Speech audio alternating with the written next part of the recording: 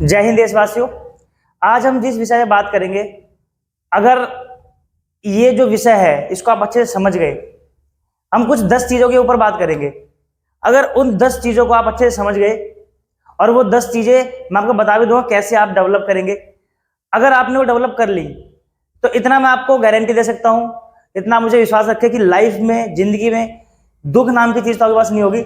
यानी खुशहाल जीवन जीने के लिए सबसे बेस्ट आपको 10 राज बता दे रहा हूं मैं आज आपको।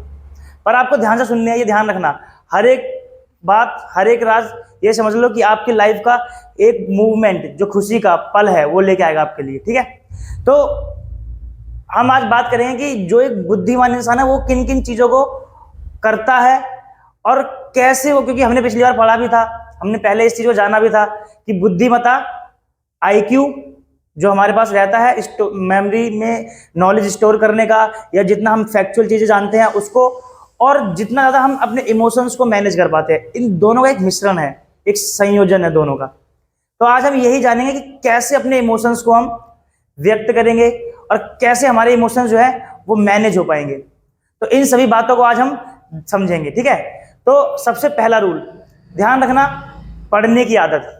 पहला रूल, पढ़ने की आदत। देखो भैया, पढ़ने की आदत बना लो, चाहे कुछ भी पढ़ो, चंपक चौधरी किताब पढ़ लो, लेकिन आदत बनाओ पढ़ने की, टेक्स्ट बुक पढ़ने की।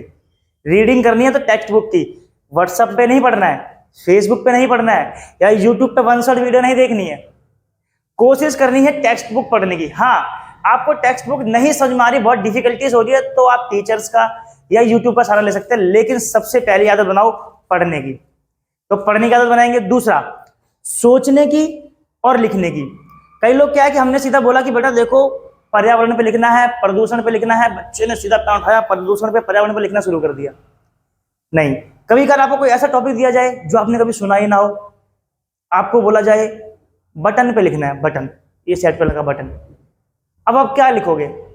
2 लाइन, 1 लाइन, या अधिक से अधिक आप 1 पेज लिख दोगे, उसके बाद आपका माइंड ब्लैंक।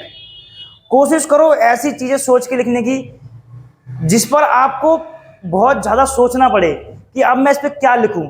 और जितना आप ऐसी रैंडम चीजों को सोचकर आप लिखने की आदत बनाओगे तो इतना आपकी थिंकिंग पावर या सोचने की क्षमता विकसित होगी, और जो आपके लिए बहुत ज्यादा यूजफुल होगी आगे। तो दूसरा पॉइंट याद रखना, सोचने की क्षमता विकसित करनी है और सोचकर लिखने की क्षमता। ठीक है। तीसरा, दूसरों की प्रतिक्रिया जरूर लें। जैसे मैंने अभी आपके सामने में वीडियो बना रहा हूं और मेरा वीडियो अच्छा है या खराब, ये मैं अगर अपनी नजर से देख के बोलूं तो मैं तो बोलूंगा मैंने बहुत अच्छा बनाया है, बहुत अच्छा वीडियो है। लेकिन मैं जब दूसरों से प्रतिक्रिया लूंगा कि आप बताओ कि मेरा वीडियो कैसा है, मैंने जो चीजें बताई हैं वो क्या आपके लिए यूजफुल थी या नहीं थी, और उसके बाद यदि वो व्यक्ति बता रहा है कि नहीं आपका वीडियो अच्छा है, तो इसका मतलब मेरा वीडियो वाकई में अच्छा है। तो ये होती है दूसरों की प्रतिक्रिया लेना। अब हम बात करें तीसरे पॉइंट की, तो हम बोलते हैं इमोशंस टेस्ट या भावना प्रशिक्षण। ठीक है, भावना परीक्षण या इमोशन टेस्ट मतलब ये होता है कि आपके इमोशंस कैसे हैं उसको टेस्ट भी तो करो। आप रैंडमली किसी इंसान से ये बोलोगे कि भाई आगे मुझे तुम गाली दो या मुझे आगे कुछ ऐसी बात बोलो जो मुझे बुरा लगे, तो फिर आप अपने पर कंट्रोल करें, पहले करके बैठे हो कि हाँ मेरे को अगर कोई गाली देगा या मुझे कुछ उल्टा बोलेगा तो मुझे बुरा लगेगा। लेकिन ऐसा नहीं है, आपको कोई एकदम से कोई आपको कुछ उल्टी बात बोल रहा है या आपसे कुछ गलत व्यवहार कर रहा है, अब आपके इमोशंस कैसे हो रहे हैं? क्या आपको उसको मारने का मन कर रहा है? अगर आपको उसको मारने का मन कर रहा है तो इसका मतलब आपके अपने इमोशंस पर कंट्रोल नहीं है, आप उसके बोलने से भड़क रहे हो। तो इमोशंस को टेस्ट करने का मतलब ये है कि आपने सामने वाले व्यक्ति के कहने पर प्रतिक्रिया क्या दी, वो आपके इमोशंस दिखाता है। यदि उसने आपको कुछ बोला और आपने उसके बाद शांति सोचा और उसको प्रतिक्रिया अपने अनुसार दी तो आपके इमोशंस कंट्रोल में है। लेकिन अगर आपने प्रतिक्रिया उसके अनुसार ही दे दी, उसने आपको बोला और आप तुरंत भटक गए या भड़क गए, तो ये क्या होगा कि आपके इमोशंस पर आपका नियंत्रण नहीं है। तो चौथी बात आपको याद रखनी है, भावना परीक्षण या इमोशन नियंत्रण। अब एक सबसे जरूरी बात जब से बोलूंगा, 5वीं पॉइंट ध्यान रखना कि अच्छे लोगों से अच्छी बातें जरूर सुने। जो आपको ऐसे व्यक्ति लगता है कि जो आपको लगता है रियल में ये अच्छे हैं, अच्छे मतलब कि वो अपना फायदा नहीं देखते, वो आपको भी समझते हैं, समाज को भी समझते हैं, और उसके अनुसार ही आपको वो बताते हैं कि आपको क्या करना चाहिए और क्या नहीं करना चाहिए। तो ऐसे लोगों से या अच्छी बातों को, जो आपको लगता है कि ये बातें अच्छी है उनकी, उनको ध्यान से सुने। यानी लोगों को, ऐसे लोगों को जो आपके शायद आपके हितकारी हो सकते हैं, उनको ध्यान से सुने। क्योंकि जब आप उनको ध्यान से सुनेंगे तो सबसे पहली बात, आप अगर कोई गलती करने जा रहे होंगे तो उससे बच जाएंगे। क्योंकि जो आपका हितकारी होगा, जो आपके लाभ के लिए सोचता होगा, वो जरूर आपकी गलत चीजों को आपसे दूर करने का प्रयत्न करेगा। तो इसलिए ध्यान से, या इतना बिल्कुल दिमाग में डाल लें कि ध्यान से सुनना है अच्छे लोगों को। ठीक है। एक हम छठा पॉइंट अगर हम बोले, सिक्स और सबसे जरूरी था, सहानुभूति विकसित करना। एम्पैथी और सिंपैथी, दो वर्ड आपने सुने होंगे। यानी सिंपैथी का करो मैं सहानुभूति। सहानुभूति होता क्या है? सह अनुभूति, सह अनुभूति। सह अनुभूति मतलब उसकी भावों को, सामने वाले व्यक्ति के भावों को आप अनुभव कर पा रहे हैं। उनके भावों का अनुभव करके फिर आपने कोई प्रतिक्रिया दी, इसको बोलते हैं सहानुभूति। आपने उसको समझा और उसके बाद आपने उसको कोई सलाह दी, उसको समझने के बाद आपने सलाह दी, इसका मतलब सहानुभूति है आपने। आप उसकी लाचारी सोचकर उसको कोई उसकी हेल्प कर रहे हो, ये तो होता है कि हमने उसके लिए एक तरीके से एम्पैथी दिखा दी हमने। लेकिन सहानुभूति मतलब होता है कि आप पहले उसे समझो और उसके अनुसार आप उसको किसी चीज के लिए बात बोलो कि भाई ये चीज ऐसे होगी, या जो भी आप तरीका बताना चाहते हो तो बताओ। तो सहानुभूति मतलब उसकी अनुभूति को भी अनुभव करो।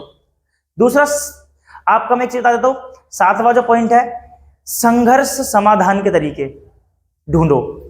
प्रॉब्लम सॉल्विंग मैनेजमेंट, यानी संघर्ष, आप जो स्ट्रगल कर रहे हैं, आपने कोई भी चीज देखी कि मैंने अपनी लाइफ में ये चीज मेरे से गलत हुई, या मैं इस चक्कर में फेल हो गया।